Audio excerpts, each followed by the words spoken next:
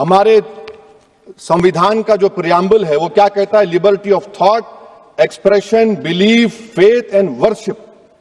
अगर दस्तूर का ये पहला सफा ये बात करता है तो फिर कैसे किसी शहरी को किसी खुदा, देवी, देवता की इबादत करने पर या सजदा करने पर मजबूर किया जा सकता है?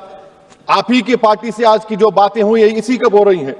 हमारे कॉन्स्टिट्यूएंट असेंबली में मैडम एक मोहतरमा थी रोहिणी कुमार चौधरी ने एक तजवीज दी थी कि प्रियम्बल में किसी देवी के नाम से शुरू हो।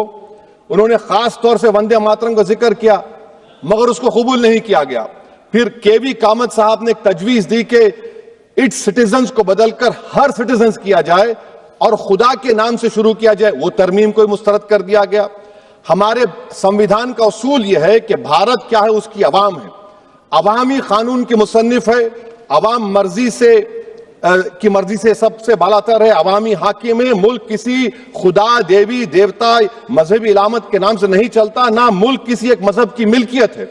इसीलिए बाबा साहब अंबेडकर ने क्या कहा था? उन्होंने मदर इंडिया के नजरिए को मुस्तरद किया। बाबा साहब ने एक नई इस्तिलाह वजह कर दी और कहा कि भिक्षुक भारत, यह बाबा साहब अंबेडकर ने कहा। अब मैडम अगर मजहबी आजादी इस आइन का बुनियादी उसूल है तो सवाल यह पैदा होता है कि उस वक्त हमारे जो कॉन्स्टिट्यूएंट असेंबली के प्रेसिडेंट थे जनाब राजेंद्र प्रसाद साहब ने किस बुनियाद पर वंदे मातरम को कौमी तराना करार दिया? ना तो कोई सेक्युलर रेजोल्यूशन है इसके बारे में,